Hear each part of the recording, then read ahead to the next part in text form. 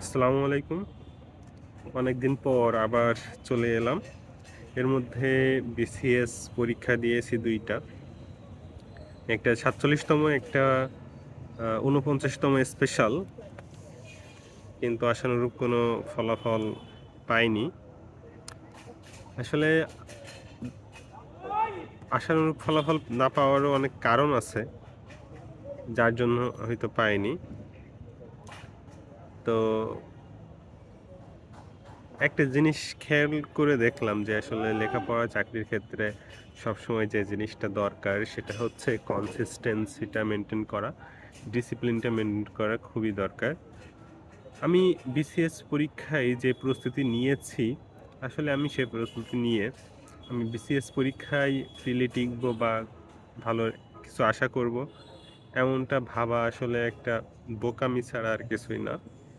আমি সময় পাইনি তা না, আমি সময় পেয়েছি যথেষ্ট এবং পড়ালেখা করছিলাম, যথেষ্ট পরিমাণে করতেছিলাম। কিন্তু হুট করে আমার এনটিআরসি নিবন্ধনের রেজাল্ট দিয়ে দেওয়ার পর থেকে আর বই হাতে করা হয়নি।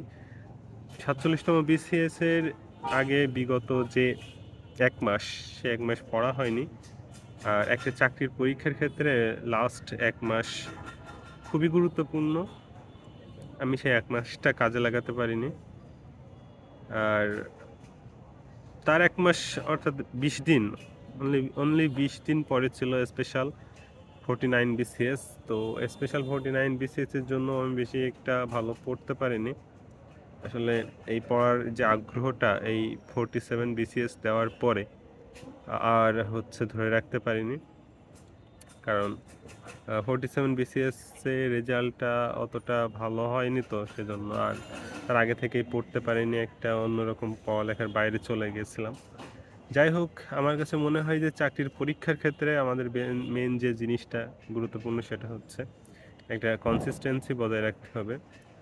আর যে জিনিসটা করতে হবে যে পরীক্ষার আগের যে ৫-৬ মাস আ এইগুলো পড়তে হবে, ৫-৬ মাস পড়তে হবে। আমার কাছে মনে হয় যে ৫-৬ মাস খুব ভালোভাবে রুটিন করে পড়লে হয়ে যেতে পারে একজনের। আমি যতটুকু দেখলাম আরকি। কিন্তু আমি লাস্টের আমার ৫-৬ মাসের মধ্যে আ ৩-৪ মাস পড়তে পারি। কিন্তু লাস্টের ১-১.৫ মাসের মতো হচ্ছে আমার পড়াটা হয় না। এটা আমি সব পরীক্ষার ক্ষেত্রেই ফেস করি যে আ পড়ি ঠিক আছে, কিন্তু পরীক্ষার ২-৩ দিন আগে থেকে আমার আর পড়া-টড়া অতটা হয় না।